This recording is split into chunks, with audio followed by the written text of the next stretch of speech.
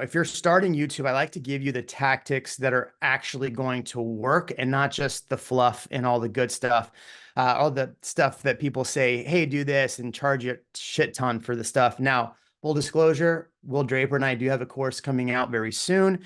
But I want to keep doing these because I want to bring on amazing people like Raj. So Raj started in YouTube well after I did. And Raj looked at my channel and went, God, I can't do what Jeremy's doing. And this is from what he said. Okay. So he said this on Monday.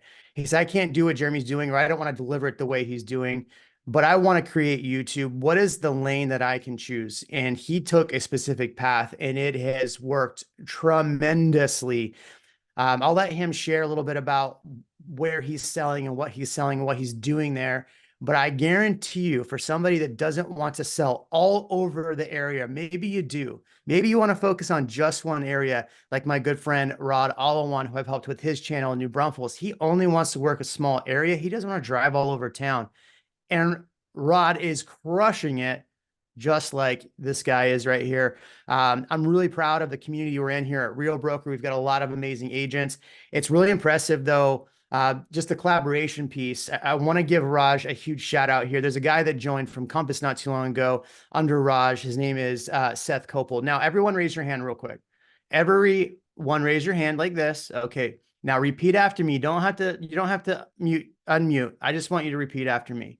I promise I will not go onto another agent's YouTube channel, watch only 15 seconds, and then bounce off. And then also, I will not go on to Seth's channel. Thank you. Okay, you can put your hands down. Why I do that? If we go on everybody's channels and we try to copy everybody what they're doing and we only watch a few seconds, it deteriorates their channel. A lot of these agents are working really, really hard to grow their channels. And when we only go on for 10, 15, 20 seconds and just to see the goods of what they're doing without watching the full video, you really damage their video. And number two, if you've watched my videos, and I'll show you in a second on my other channel, I do have an agent tactics channel. All these videos go on there. I explain in a lot of my stuff that agents are not your audience. And if you go on and to other agents or ask agents to watch your channel, they will kill your analytics and won't get your videos in front of other people. So with that, I bring on Raj Sahoo, who is absolutely crushing it. Raj, welcome, bud. Thanks for having me on, Jeremy. Excited to be here. Perfect. Well, I saw some ones in the chat. So I think for some people that are familiar with my YouTube channel, I want to address something out of the gate. 4 or 5 months ago, I did bring on a videographer. So that videographer's gotten some cool intro shots. The hook in the beginning of my video, I think, is stronger. But I want to give a big disclaimer out of the gate. You don't have to do any of that, okay? My first 200 videos was me with a cell phone with no idea what I was doing, just learning, literally Googling how to shoot a home on video and just getting different tidbits of information and trying to use that. So if you look at my first video 1 to video pretty much 200, I don't do any of those intros or any of those cool shots. I didn't really even bring in a drone until maybe video 150. So you don't have to start that way. I think we try to compare ourselves to people that have been at this for 2 to 3 years, which I did very early on looking at Jeremy's channel. And the faster I realized that I couldn't copy Jeremy, I couldn't get up to his level in a week or 2 weeks after he's been at it for a year or two, the more I realized I just need to start with step 1, then go to step 2, then go to step 3. I think if everybody's early on or you're just starting out, that's a good place to start. Just focus on what step 1 looks like. In terms of what I had to share today is the beauty of YouTube.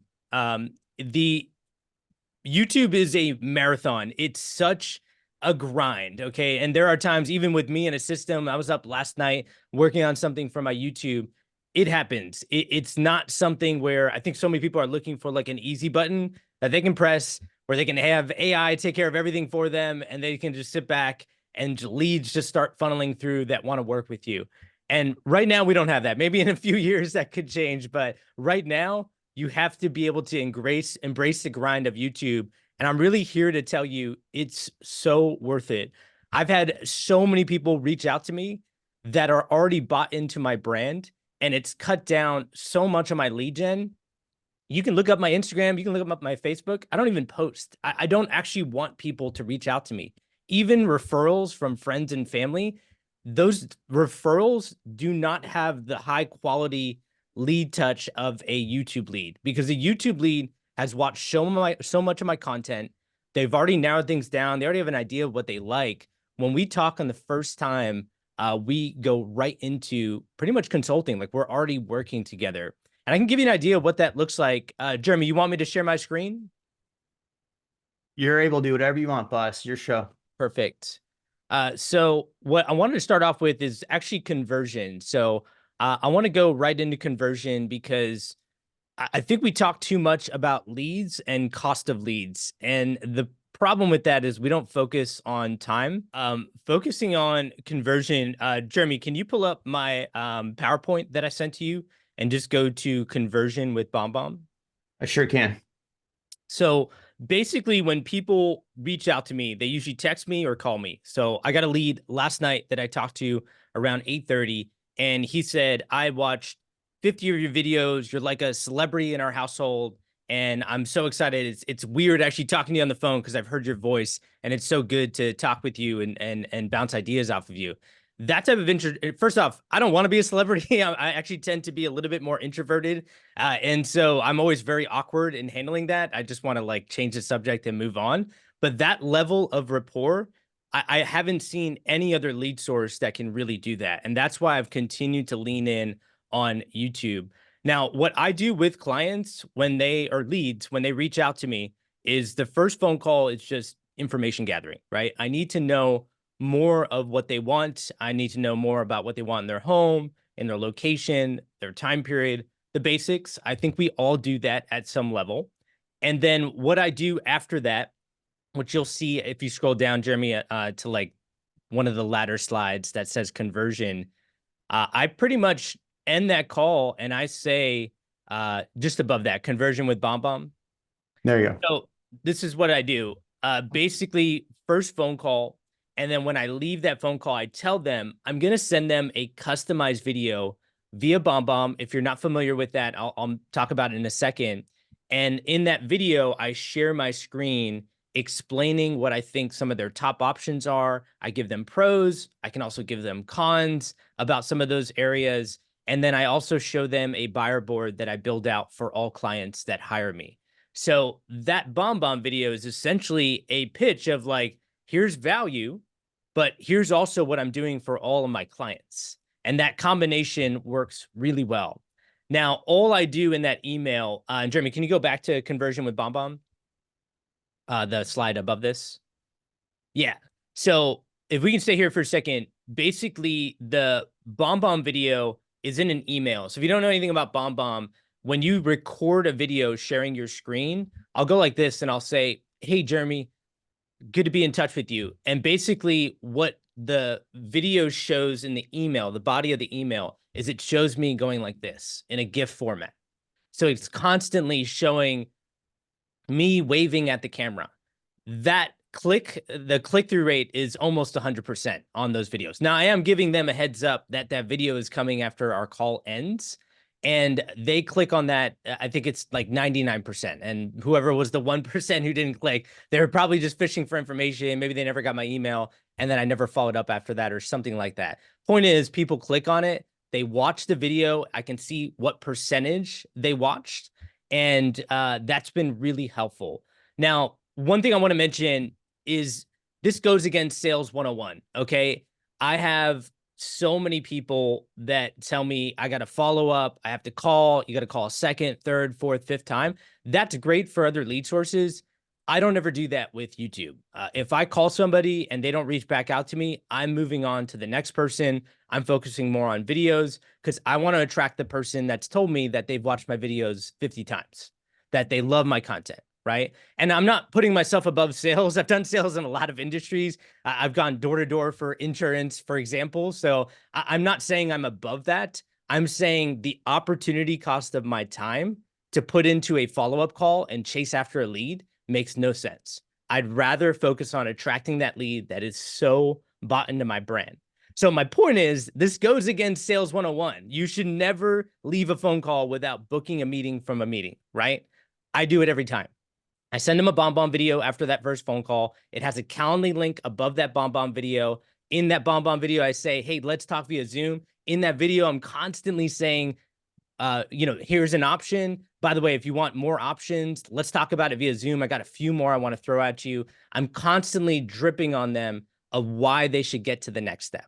So the next step is they book a Zoom. For example, that client I talked to at 8:30 p.m. last night, I sent him a video at 10 o'clock last night. He already booked a Zoom for tomorrow with me. So he's probably booking it tomorrow because he needed a weekend time. He was busy with work. He's a tech buyer that's moving to Austin next month, and he's ready to go. And I'm 95% sure he's going to sign a buyer rep agreement this weekend. And that's exactly what I do. So the Zoom call is I answer their questions. I probably have some more questions for them. I talk about process. I explain commissions. I've always done this, even before this whole mess with NAR. And I get signed buyer rep paperwork before we even go out. And that's my conversion. Now, I got to be very clear. I can do that because it's YouTube. These people have binge watched my content. I don't think you can do that with mostly just send them an email and hope that they book a Zoom call with you, but it works really well with these leads. Jeremy, does that make sense? Oh, I'm not supposed to say, does that make sense? Yeah. Does that, yeah. What was the script that Sharon said? It doesn't make sense. I don't know. I forgot what he said. I gotta get it into my vernacular right now. That will be a hard one to break, but I will. Yeah. Yeah. Yeah. Me too. Yeah. So that's conversion. Jeremy, do you have a question or something else you want me to hone in on? No, I want to get to like how you're coming up with the content, because that's, Yeah. I mean, for so I know which way to, just so we have in the chat, what do you want to hear from Raj? Because we have an hour or 40 minutes left. What do you want to hear from him? How he's shooting the videos? What do you want to hear? Drop the comment in, because this is a free flowing thing. We're all working together here. Okay. So, what questions do you have for him? I want to go over how you're coming up with these videos. As you do that, I'm going to pull up your channel again and go back to that video. We'll put it on mute and let it play through. But how are you coming up with the content? What does that look like for you? Yeah, absolutely. So how I came up with the content is really simple. Somebody threw in the chat content editing. Okay, so I didn't want to do any editing. I realized that I'm not a videographer. I also knew that it wasn't creative. So when I was looking at YouTube, I was really looking at Jeremy's YouTube channel because Jeremy's channel was dominating. He was at the time like 1,500 subscribers, and I was hooked into Jeremy's content. In fact, a year or two prior to that, I wasn't even an agent. My wife and I were looking at our first home, which we bought through an agent. And I had landed on Jeremy's channel right around that time when we were in the home search process. So I had seen Jeremy's channel go from like 100 subscribers to becoming an agent myself, getting to 1,500 subscribers and getting loaded up with business. Even though I liked Jeremy's channel, I think I knew that I couldn't do what he did. Jeremy did a great job of hooking your viewer in. He would always, in the first 5 to 10 seconds, give the viewer a reason why they should stay on the video. And I thought that was so smart because so many people were advertising themselves in the beginning of the video. But I knew that if I want to build up a YouTube audience, I can't focus on me and focus on people should reach out to me. They should subscribe to me. They should like me. They should do all these things for me. I realized what Jeremy was really doing in a lot of his videos is it had nothing to do with him. It only was a focus on his audience. And that was a key part of this that I thought was so helpful when I was starting out. But my point I'm getting back to is I didn't know how to create content. I'm not very creative person. I'm not just, I go to the restaurants around where I live and I get the same thing over and over again. I've done a YouTube talk 3 times. I realized I wear the same shirt every single time. It's because I wore it once. I just keep wearing that shirt now because that's how my mind works. It works in like systems and formulas, if that makes sense. And that was really tough for content creation. So what I decided to do is I decided to get into home tours because home tours was my one way of not having to think about what I want to create. Somebody put editing. I didn't do any editing in the beginning. Literally in the beginning of the video, I would start at the front of the home. And I would start at the front entrance. I'd walk through the front entrance and I would do one video shot for the entire video. It's just me walking through the home, going to each room and talking about what I'm seeing. Now, I did do a voiceover, so I would go out and get the video footage. I did do that because if anyone's familiar about new construction, a lot of model homes have like songs playing in the background. Sometimes there are people coming and going. So it's not easy to just do a mic'd up and talk on the spot. So I would go get the video footage and then I would go back to Adobe Premiere, which is what I use. Super simple. I'd put the video in Adobe Premiere and I would click the microphone button. That's it. That microphone button allows me to record audio over top of that video. And just like I did here, I would explain here, moving on, we're in the breakfast nook area. This is a massive dining area. Even though there's a separate dining area at the front, take a look at that view that's outside the home. It's incredible. And wait until we get outside. I can't wait for you to see that pool and that backyard. Okay. So I can do that right now on the spot, like I just did, because I've done this so much. And I know when I see the footage, I know what I'm going to go to next. And I can just talk my way through these videos. Now, it's not easy. So if you've been procrastinating YouTube, if you've had a tough time posting consistently, don't do a voiceover. Just go to these homes and just talk your way through it. It's going to be difficult. The first time you do it, you're going to trip over your words. You're not going to know what to say. You're going to have moments of silence because you're trying to think about what you say. But just like anything else out there, you will get better over time. And that's exactly what I did. I started going to these homes, started getting content, doing voiceovers on the back end, start posting home tours. And my channel took about 5 to 6 months to trickle up to a 200 subscriber level where I was getting some views. I was actually getting leads prior to that. And in my 5th month, after posting 2 times a week, by month 5, I had 4 clients contract from YouTube, organic YouTube leads. I've never spent a dollar on ads. So after 4 months of putting 2 videos out a week, which, you know, we can say, we'll get to the editing part because that was one of the questions. I can show you how I edit, which is off Final Cut Pro if you're going to be editing yourself. But after 4 months, you had how many clients contract? 4. After 4 months, 4 clients contract at about what price point? Every single buyer was between $475 and $550 because I was posting a lot of starter home content out of the gate, and every single one of them was like a D.R. Horton or Taylor Morrison's William Lyon product, which I'm sure you're familiar with, or Pulte, like your typical starter home.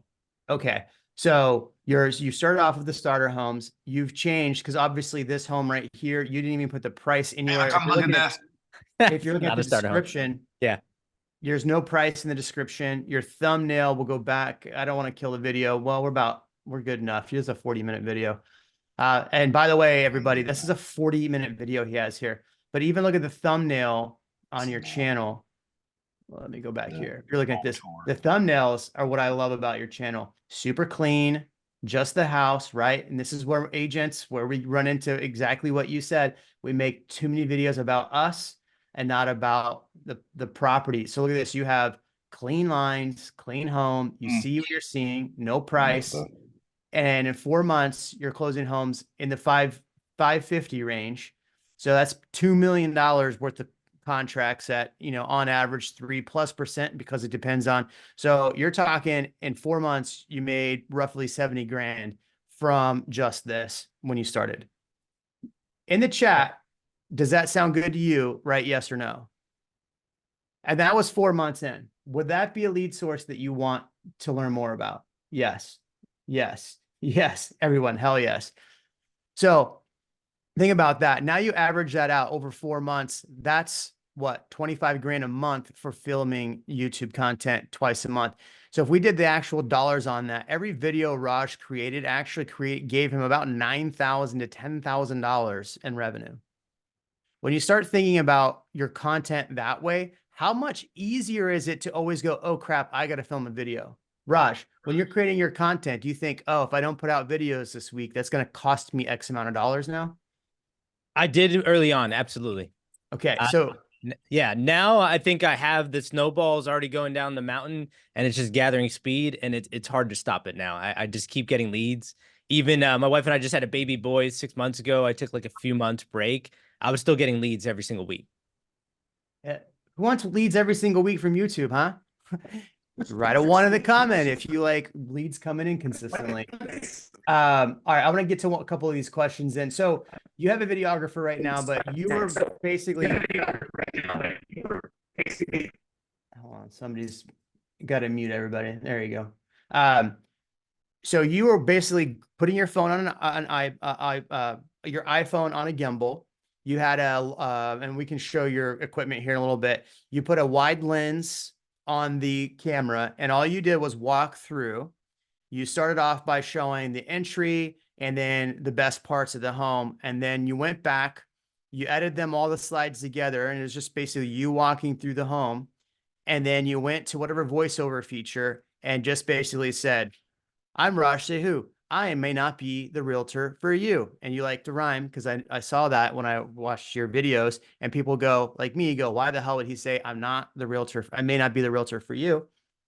And then you run through the property and all you do is talk. And in 4 months, you made roughly 70 grand.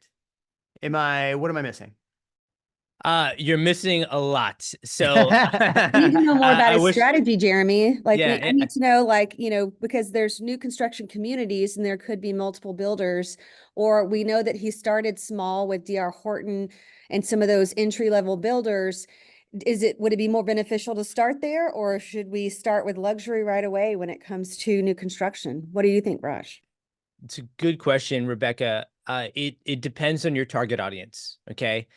You have to understand at day one. Actually, let me back up 1 second. So I'll get to your question in a second, Rebecca. There was another question of if agents starting day one, similar to what you said, how would you get started? I would binge watch everything that I can get my hands on for YouTubers that I look up to. Okay. For me, my North Star was Jeremy Knight. Jeremy had this YouTube channel. Ian of Austin that's here. He had a good branding. But Jeremy's dominating YouTube. So I was binge watching his content. He was on one podcast. I ate it up. All I had to do was call him, and I would have just been able to pick his brain and understand the strategy. And once you understand the strategy, Jeremy can attest to this. I've never talked like an hour or 2 hours with Jeremy about YouTube, but I just need a few minutes. I ask a couple questions. I get his mindset, and I know exactly what to do. And so if you're asking for the keys of what you want to do to get started, do more of this, okay? I want to be very clear here. There was an event that Jeremy did in Dallas a couple months ago, and I went there and I signed up. Jeremy was like, do you want to talk at this? Because I was thinking it was just going to be like a half hour, and I don't know if I have the time. And I said, I'm going because I want to listen to more from you and others on how they do YouTube. So we're always learning. Like I haven't arrived at anything. And what's funny is I went to that Dallas event and Jeremy talked about how to get people to the next step off of YouTube. And it was to a website and showing that website. And that was the one nugget that I got out. I did that on one video and I saw leads come in through my website that were like 3x my normal rate. So keep going back to that question. How do you start? You have to get around Zooms like this, and you have to get around people that are doing YouTube at a high level. I'm very passionate about this because now that YouTube's become the cool thing, everybody's talking about it. There are guys that are talking about it, and gals that I just don't think know anything about YouTube. They buy views, they do advertisements,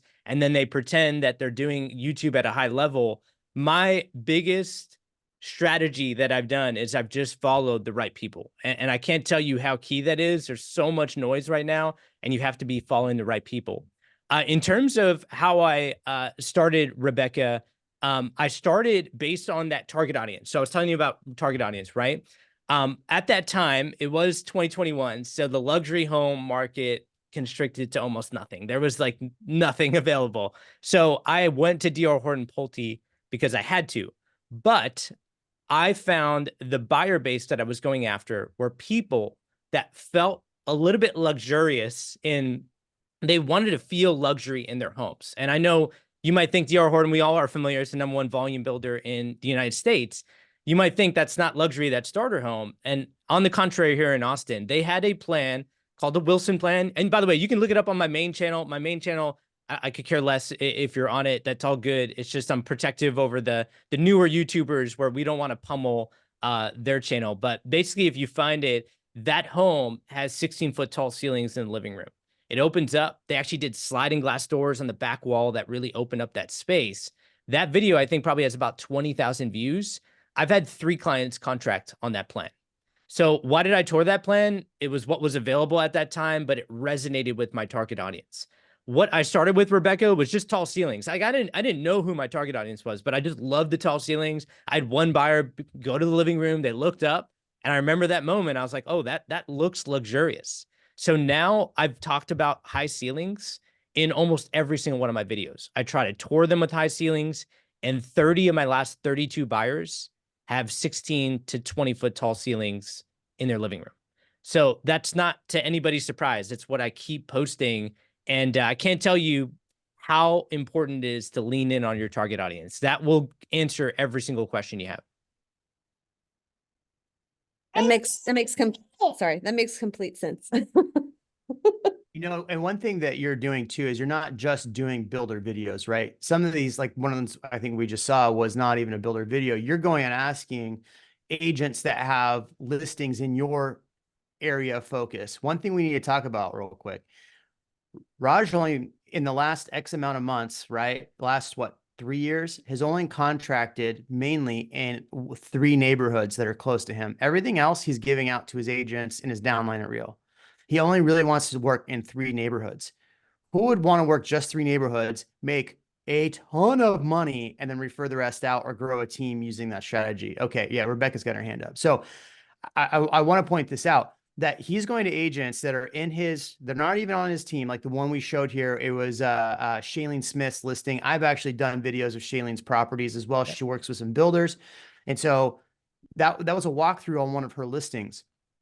So you can go ask other agents. Now it depends on the market, but in Austin, in Dallas, and all these other areas, Florida, Julie, looking at you, you can ask agents like, hey, can I do it? I'm going to tag you. And if you look, he had no problem putting Shailene Smith's name on there. And I'll let him talk about, in fact, why don't you tell why that is that you have no problem putting her or any other name on your videos?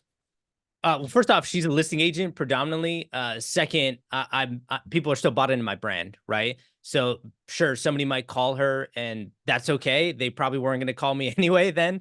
But when people are bought into my brand, they call me, and I'm more focused about connecting with my audience emotionally. I could care less. She wanted her name on there, and that was fine. I wanted to grab that home because I was in that area anyway. I don't usually do that, but anytime I do somebody else's listing, I always plug them at the beginning of the end and the end of the video verbally. And I don't mind doing that. I actually think for audience members, it empowers me as an agent because it shows, number one, that I'm open to collaboration. And number two, that I'm also saying that they're a good agent. Actually, in those videos, I tell people I've never even done a listing before. I've had my own first cousins list their home 7 minutes drive away from me. They wanted me to be their agent. And I told them there is a guy that is dominating their neighborhood. He only focuses on that master plan community, and he has listings all the time there. Nobody's going to extract more equity out of their home than that agent.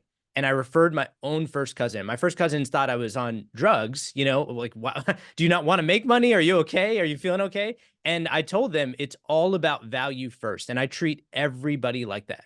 Now, think about that. When I'm telling that story, what do you think people are saying? Do you think they feel comfortable reaching out to me rather than that guy that's constantly flashing their number and call me? It almost reminds me of Jeremy. I don't know if you've seen Breaking Bad, like Better Call Saul. It's like Better Call Saul. Like it's that tagline, like you got to call me, I don't want to be the Better Call Saul of real estate, right? Like I want people to reach out to me because they feel that trust, that vibe that so many people are looking for before they reach out to their agent. I think that's really smart. And I think a lot of agents, when you said, I referred out a listing 7 minutes from you, went, what the hell are you thinking? Now, let me say, I get leads. I gave off Raj 3 leads on Monday when we were at that event, 3 leads to agents in my front line. two of them are under contract. One is showing $1 million homes. Why would I feel like it's okay to give off that business? Is because I have to think about how much time it's going to take me to go show homes, to go do that. And all of those things, I don't have the time mentally to take on every client. And sometimes some of those clients I can already tell maybe not be the right fit to work with me directly, just like you said. So why waste the time and frustrate my business on stuff that it is going to be a better fit for other people, but I still get benefit out of it, right? I get a referral fee. Those agents are in my front line. I get benefit out of that. So that, like, why not help my people? And I think that's exactly what you just said. And I think that's really important that agents need to understand. Yes, this is a tough business. And sometimes we feel like we need every piece of business, but every piece of business may not need us. So we really have to focus on the piece of business that help our business. Anyway, I'll let you jump back in. Yeah, that's really good. And that was actually a perfect segue to what I was about to mention next. So I saw very early on, Jeremy was more about hooking his viewer in. A lot of times, Jeremy just did a quick, hey, Jeremy Knight, your favorite Austin realtor, and he'd go right into the video. It was never about him. So I said, what can I do that's different? Because I found every realtor on YouTube was call me, subscribe to me. It was always me, me, me. So I started saying, my name is Raj Sahoo. I'm a realtor in Austin, Texas, and you shouldn't work with me as a realtor. More on that later. Today, we're going through the blah, blah, blah plan with blah, blah, blah builder. And I would just go right into the home. And I would do that maybe like 45 seconds, a minute into the video. And I did that because, number one, it sounds strange. He's like, did that guy just say he's a realtor and you shouldn't work with him? And it kind of plants that seed. And in the beginning of the video, that's not my audience I'm marketing to, okay? There's people that are continuing to drop off the video as it plays. The people that you're really marketing to are the people that are still on your video 50% of the way in, 75% of the way in, okay? So to give you an idea of my metrics, like towards the end of the video, I got about 15 to 30% of people still on the video. That's my market. Those people have listened to me for 10 to 15 minutes of me just walking through a home, going room by room. It's not the most incredible. I'm not like a YouTuber that has these insane shots that are amazing. I'm literally just going like a robot to every room, scanning each room, panning up. It's not incredible. So if they're watching at that time, they're bought into something about me. And that's my market that I'm trying to speak to and connect with emotionally. So for them, what I do later on in the video is I'll say, hey, earlier in the video, I mentioned that you shouldn't work with me as a realtor. Let me give you clarity on what that looks like. And I'll just paraphrase instead of giving you the pitch. It's basically, I tell people that when people reach out to me, instead of saying they should work with me, I tell them, I'm going to get your criteria. And then if your criteria is a better fit for one of my realtor partners, I'll connect you with somebody who's specialized in your criteria. And I've referred out more people than I've actually taken on because I believe in value first. And I go into this pitch of like value and what it looks like. Then I go into a story of what I've done with one of my past clients. And I'm doing that like 75% of the way into the video. And that has really resonated well with my audience, where I get people who call me and they're like, hey, like you say in your videos, I want to see if this is a good fit and if I can work with you or one of your realtor partners. So imagine getting that call where the person's like, already knows that we're going to take care of them and get to know them before we see if it's a good fit. I've also, and I'll end with this, Jeremy, I'll throw it back to you, is I had a buyer a month ago say this long email introducing herself, saying that I'm an expert, all this stuff. She's loved my YouTube channel. They watched so many videos. And at the bottom, she said, here is a little bit of our criteria. We would love to work with you. Thank you for your time and consideration. That's a client with a $1 million budget, to be frank, saying that she's thankful for my time and consideration. The reason why she's saying that is I'm constantly bombarding people in my videos that I don't work with everybody, that you shouldn't work with me as a realtor. Now, I've heard of a lot of people now start to say that, so I might pull back and I might do something else. But there's just an element of being different. Like Rebecca, you asked a good question of like where to start. Like if you were to start there, like look at what your YouTube audience is doing and just be different. Like that whole thing of like D.R. Horton, everybody was going luxury at that time, so I went D.R. Horton starter home, right? Like it's just the goal is to be different because that allows you to stand out so much better. In other words, being different is better than better. I had that written down above my laptop to always focus on being different. By the way, next to that, I also had Jeremy's YouTube channel, how many subscribers he had, and then Ian's, and then one other guy in my market. So that was what I used for motivation in front of me. But it was always about being different more than anything. That's funny. I had Rebecca's channel on my vision board. So yeah. What? You No, know, I have go a ahead. follow-up question, but Jeremy, you can finish. Go ahead. No, go ahead. No, you're good. Oh, so Raj, sorry for the background noise. What was your strategy? Because I know like in different communities, I can film like DR Horton, DR Horton, DR Horton, DR Horton. Were you mixing it up as far as like, okay, DR Horton this week, and then next week I'm going to do this builder, and then next week and then I'm going to circle back to DR Horton so that your audience gets a little bit more of a variety in those areas? Or what's more or less your strategy of like, okay, this neighborhood this week, next neighborhood next week? What is your strategy as far as when you put out the videos and for your audience, essentially? And do you have a playlist strategy to go with that too? I don't really have a playlist strategy. I just find my titles and my thumbnails, really my titles, it's all about organization. So when Jeremy was saying don't copy, he just meant like figure out what your audience wants. My audience is software engineers, data analysts, IT consultants. They're very detail oriented. They like Excel sheets. They like numbers. They like data.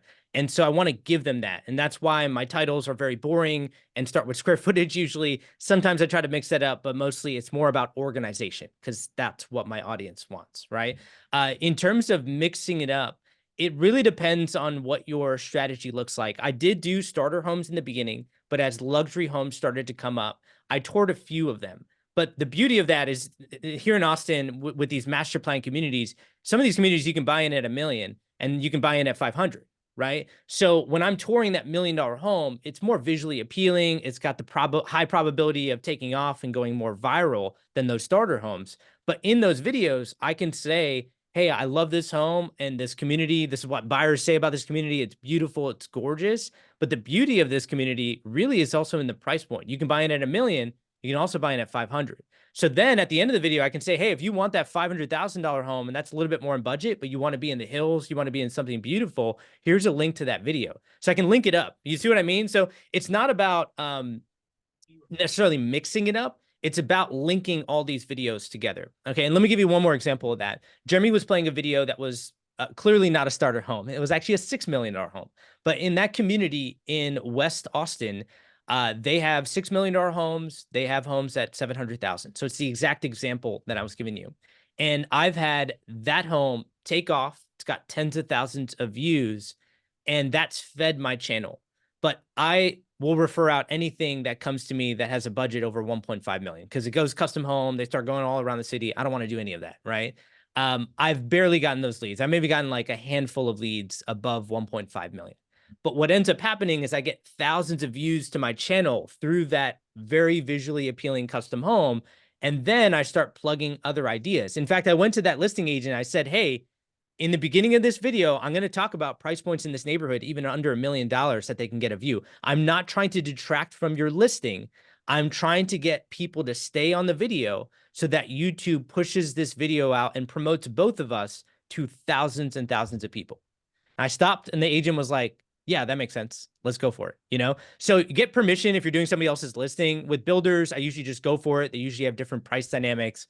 But the goal is to keep catching people in your web. Like you're creating this web of videos and you want them to bounce around from one video to the next. And that's really what I would focus on. So going back to your question, Rebecca, if you have an audience member that likes 600K homes, but maybe they fall in love with the $1 million homes, tour those $1 million homes and talk about that different price point that they can fall down to. With me on that? That makes sense. I'm just curious why you haven't put them all together in a playlist to where they can just watch all of the videos in that community. And then you'd have that data relationship and that, you know, watch this one next kind of strategy still to go with that too. So I love that. So I just wrote that down and I'm going to have my editor do that this weekend. Love that. So for everybody, what Rebecca's saying, if you're not really tracking what she's saying. So when you create videos and you go to upload them, you can put them into different playlists. Now, this is just some back end things that you'll have to do on your channel. But what you do is you create, when I go to like Raj's channel, or even if I were to click on my channel, you can see, you can click on playlists and it'll list out my playlists, and it'll literally take from the first video that you uploaded all the way to the next one, as long as you keep tagging them as that playlist through. So if I'm a whatever, like if I'm looking at just things about Austin, and that one of my playlists is things about Austin, and I click on that, I can watch all of my videos, all in sync of all of my videos. So what she's saying is like, hey, Raj, if you have homes between 600 and $800,000 and you have people that are looking just specifically in that range, why not create a playlist called 600 to 800,000, or this neighborhood or that neighborhood? That way people can watch all the floor plans of that specific neighborhood in a row. Does that make sense? Drop a comment or drop a one if that makes sense to you. Or if you don't get it, then we can chat later. But perfect. Julie got it. All right. So Raj, when you're creating content now, or when you're looking at videos, you're doing how many a week? 2. So you're doing 2 videos a week. Are you currently running out? And okay, so for how many months did you go out and shoot all those videos yourselves? About a year and a half, maybe 2 years. Yeah. Okay, 2 years. And now your process is you brought on a videographer and they go out and shoot. I'll tell you my experience doing what Raj is, and I'm not going to give you his strategy. So I tried copying Raj. And so what I did is I had my videographer go out, and we went, Rebecca just asked the question very eloquently, and I'll restate it in exactly what she said. So there's Rough Hollows next to me. It's a neighborhood. We went into one of the builders, and all we did was film every single listing they had available. And my guy went through and walked through each one. He sent me each one, and I voice over to each one. Then I had him go through all the other builder that was there and all the other builder there. So we had like 15 videos. But what he did is he would send me the Weston Helms video, and then he would edit the next video, which was a different builder, and then the next video.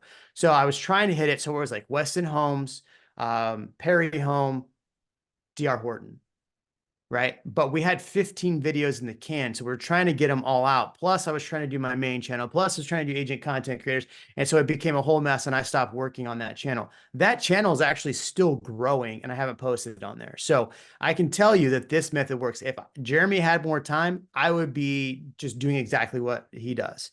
I enjoy creating more of the informational videos, and the people that are attracted to me love those.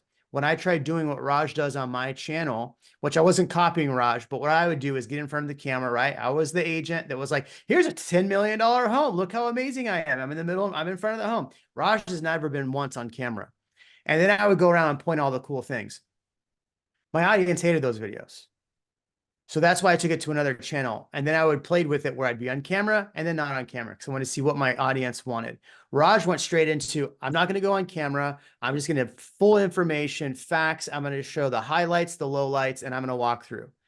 So there's lots of ways to do this. You just have to kind of figure out what's the best way and then execute. I think so many times we get caught up, and Rebecca, I know she can attest to this. We get so caught up in what should I do? How should I do it?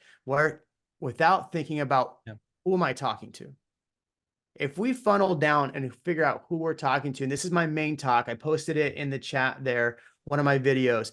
The main talk that I give agents on YouTube is focus on your audience, and your audience will help you find more audience, right? YouTube will help you find more of that audience. And I love what Raj has done here. So if you found value so far, drop a 7 in the comment, my favorite number. Okay, Raj. Thank you. Good. What other tips, and also drop a comment, what other questions do you have for Raj? Because we only have about 6 minutes left. So this is your last opportunity to ask a good question. How replicatable do you think this is for most agents? And what tips would you give them? Yeah, it's so replicatable because I'm a robot going through these homes. It's not incredible shots that we're doing, and I'm doing it all on a cell phone. I could go to an upgraded camera at this point, but I want to keep it simple. In fact, I like telling my audience, take a look at this view. By the way, I'm shooting this on a cell phone, and I think it's a good thing to say. So I like keeping it simple, and it's duplicatable because I had an agent. By the way, if you would have asked if it's duplicatable 6 months ago, I would have said, I don't know, because I've never told anybody about what I'm doing. But 4 months ago, I had an agent reach out to me who I did one of his listings, and he said, "Hey, I like what you're doing on YouTube. Can we get coffee?" And we just met up. We clicked, and I told him like, "Hey, the doing video is as simply as just like let's go out and do a video. It's not like we don't have to complicate it. Just shoot the video, do a voiceover, and let's post it." And he did that, and he started getting into good habits. He started following through his system, started incorporating a lot of tactics and strategies in his videos. And in 2 months, his last 28 days, he's got 26,000 views. And now he's starting to get leads going through and he's getting comments. And I'm telling him, hey, focus more on connecting with your audience emotionally. Cause I think over the next 3 months, he's going to see a ton of leads. And one of those leads, $900,000 buyer, they've been engaging over and over again for the last couple weeks, and I know he's really excited. And so, shout out to Seth if he's watching. It wasn't all me, it wasn't all Jeremy. Like Seth's a really smart guy. He's taken what like the small things that we've said and kind of run with it. But really, those tactics work everywhere. Like I've taken those tactics from Jeremy. I've incorporated it in my own way. Seth's taken my tactics and Jeremy's tactics, incorporated in his own way, and the system works. You know, it's working now for him, and in a very short amount of time, which I was actually fairly surprised by. You know, it would be fun, Raj. I'm working with my VA on this. What if we took the transcript from this video and what if we made a playbook out of this video? Do you think that would be beneficial to people? Like we like just put together like what we just talked about and put it in a playbook from ChatGPT. Who would want that playbook? Drop a comment if you want that playbook. All right. Julie asked here. Oh, people would like that. Okay. Well, if you are on this call, fortunately for you, I can pull everyone that actually attended. Everybody who wants to show up or doesn't want to show up and they want to show up later or watch it on the other channel, everyone that was on this, we're going to get the playbook out and you'll get an email from my CRM with the playbook. So there you go. Julie asked a really good question here. She says, we've been posting our short walkthroughs on Instagram. Do you think, do we need to shoot both in landscape and portrait, or can you post on YouTube as well? So really, really good question, because I think, I'll step on your toes for a second, answer this. YouTube and Instagram are two separate animals, unless what you're doing on YouTube complements what you're doing on Instagram. If you're doing like, hey, I'm an agent on Instagram, but you're only doing like walkthrough videos on YouTube, they don't work together. And the other thing is everybody thinks, I'm going to pull up your thing here. Everybody thinks that short form content on YouTube is amazing because it's easier to create. I can tell you that that is not true. So here's your complimentary videos, right? These are all vertical videos that you shot. So this is probably done with a drone. So that's probably horizontal cut down. But these are all vertically shot, I can tell. So I would say shoot vertical, shoot horizontal. I'll let you answer that question. But all of these videos that he's creating and why they're doing well all complement his main channel, because his main channel is all this. So I would say if you're going to do short form content, it has to complement videos that are on your main channel. The whole purpose of the short form is to get people into the long form. The problem is people, when they're on the short form, only want to watch the short form. Right. So you got to create a lot more content in short form to keep them watching the same amount of time that you'd get in one video. So that's why long form keeps them on there much longer and you create a much better audience. But what are your thoughts on vertical versus horizontal? Yeah, not a fan of vertical. I don't think you build trust as much. Long form is where the trust is built.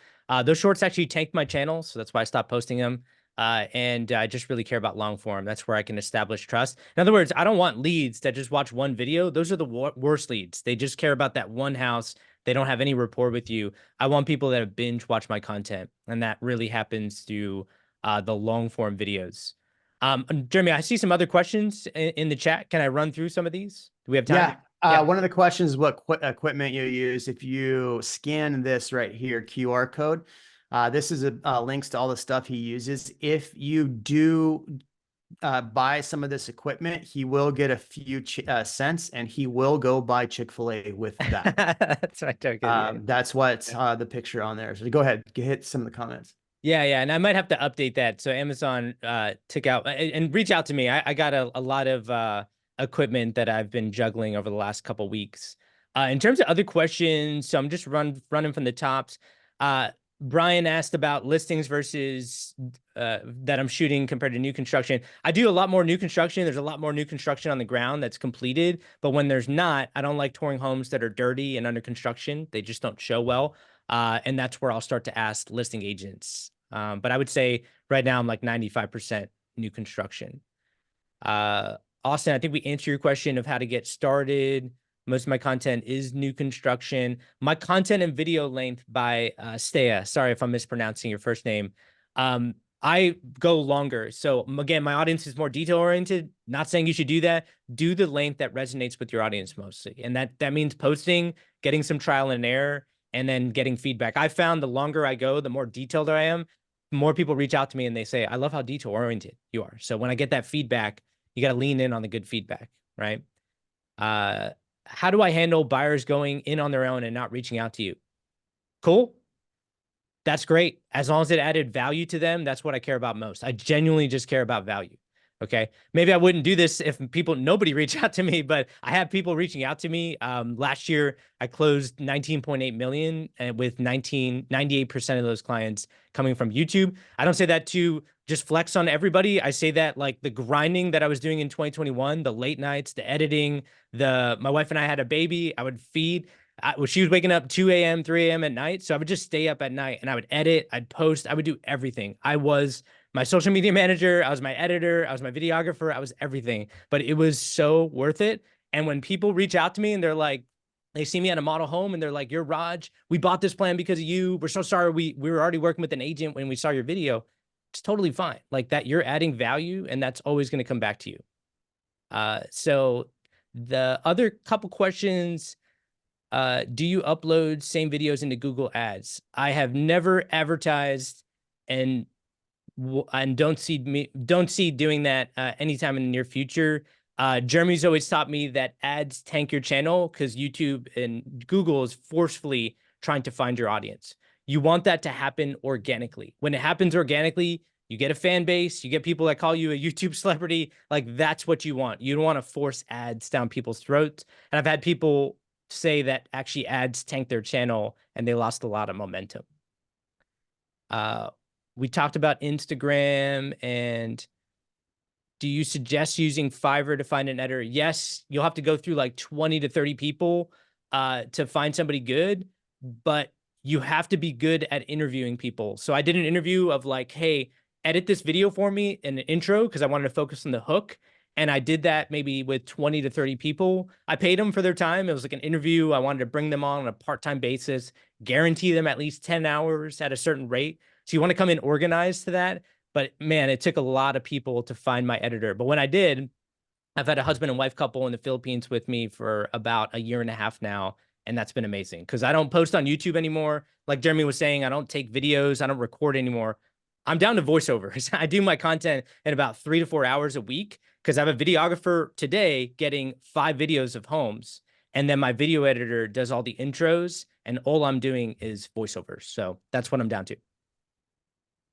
That's hard. It's funny is like, I was down to that model. I literally like rip off and try to duplicate that model. And I'm so busy. I still have 3 videos that I needed voiceover that I could put out, but I haven't even voiceover them because I'm still like doing all the other videos and doing the main channel videos. So I would recommend if you're going to do this, focus on one channel. Yeah. And just focus on that channel until you suck all the blood out of that channel. And then when it's dry, then try something else. But everybody's like, oh, I want to do info videos and then property tour videos. And I can tell you, as somebody who's tried to do dual channels like that, you will burn yourself out real quickly and you're not going to be 100% on either one. So pick a lane and take the lane. Being a mother of 3 from 15 to, yes, I have work. I have that work model. Okay. That's Yeah, and a mother of three is a lot different than what I did because I didn't do much. My wife does a lot more, but I was just saying, like, you have to embrace the grind for everybody there. And somebody asked about Trello. That's a little bit more of a longer conversation, but I use Trello to just keep organized with all the floor plans that are out there, and I build that out for buyers, and that's been working really well. I pretty much use Trello for everything. It organizes all my videos as well.